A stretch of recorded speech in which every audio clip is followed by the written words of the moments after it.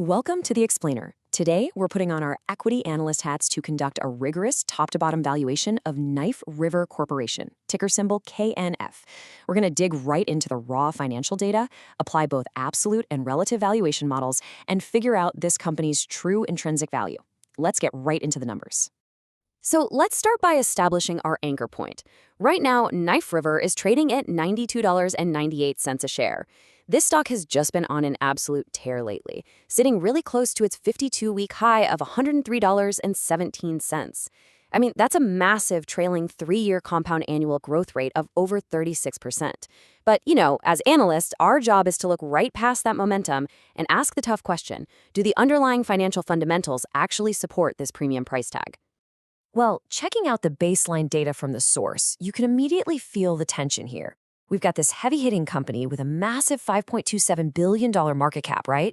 The PE ratio is sitting elevated at roughly 33.7, but then you look down at the trailing 12-month free cash flow, and it's negative $69.56 million. That juxtaposition right there, a multi-billion-dollar valuation paired with negative cash generation, that is exactly why we need to dig a lot deeper today. Here is our masterclass roadmap for today. We'll look at the KNF challenge, run a DCF model, check out peer multiples, test some alternative models like DDM and NAV, and wrap up with our value synthesis. Okay, section 1, the KNF valuation challenge, or as I like to call it, playing the forensic accountant. Our whole goal here is to calculate KNF's true intrinsic value. That means stripping away all the market hype, the macroeconomic noise, and the day trader momentum. We just want to figure out what this heavy materials business is actually worth, strictly based on its fundamental, data-driven, cash-generating capacity.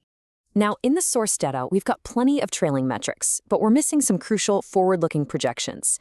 Things like future free cash flow, the exact cost of capital, and explicitly named peers.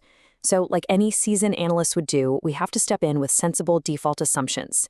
We're going to assume a standard 8% cost of capital and a 3% terminal growth rate, and we'll benchmark them against heavy materials peers, like Vulcan Materials.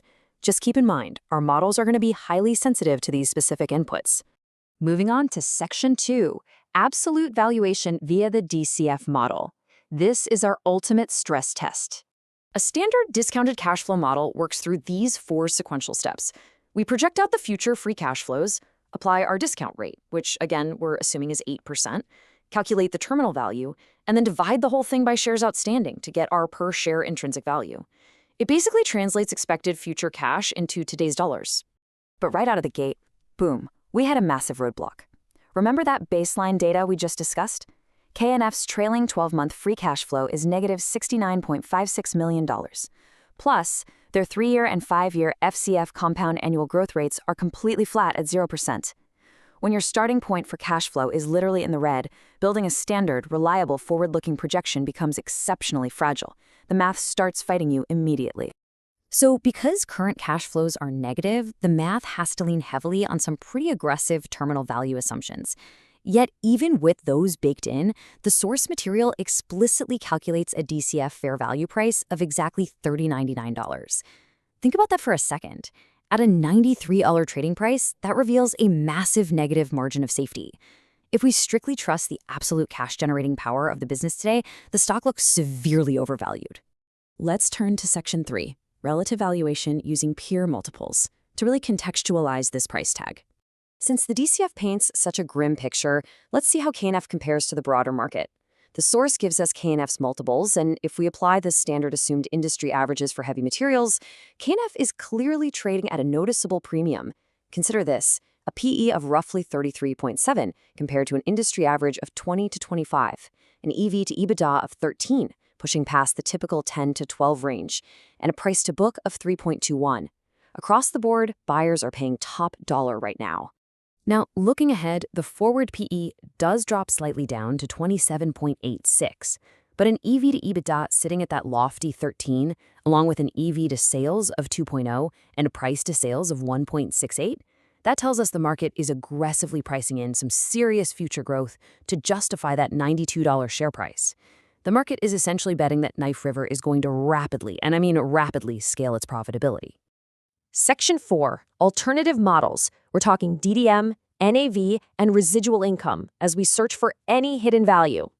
We'll rapidly test these alternative models to see if they can bridge that glaring gap we found in the DCF. First up, we can completely dismiss the dividend discount model.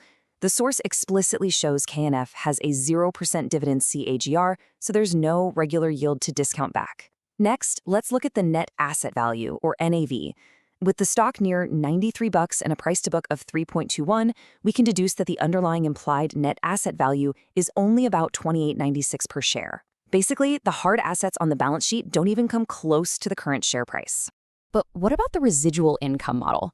This is actually pretty interesting because it bypasses negative cash flow by adding the present value of excess returns to the current book value. Using KNF's positive trailing net income of $157 million, we calculate a premium over that baseline $29 book value. And since their 9.57% return on equity slightly exceeds our 8% cost of capital, they actually do generate positive residual income. It's a glimmer of hope, but honestly, it's still nowhere near enough to bridge the gap all the way to $93. Finally, Section 5, the final intrinsic value synthesis and our analyst recommendation. It is time for the final pitch. Let's synthesize all these disparate clues into a definitive conclusion. When we stack all our models together, the verdict is remarkably consistent. The market price is $92.98. The DCF spits out just $30.99. The balance sheet NAV implies roughly $28.96, and the relative multiple analysis shows clear, unambiguous overvaluation across the board. Visually, this discrepancy is just undeniable. Our absolute and asset-based values anchor heavily in the high $20 to low $30 range. That is a massive chasm between fundamental intrinsic value and that $92.98 market line soaring way above it. Literally every traditional equity analysis tool we have suggests that Knife River is trading at a steep premium that just isn't supported by its current cash flows or its hard assets. So, facing a 200% negative margin of safety according to the source data, we have to ask ourselves, is the market irrationally pricing in a miracle here, or are our baseline models missing some kind of magic? What future growth narrative, maybe a massive impending infrastructure boom or a huge strategic acquisition, is the market seeing that today's numbers simply aren't showing? The data says overvalued, but the market says buy. As an investor, which narrative are you going to trust? Thanks for joining me on this valuation deep dive in the explainer, and keep questioning the numbers.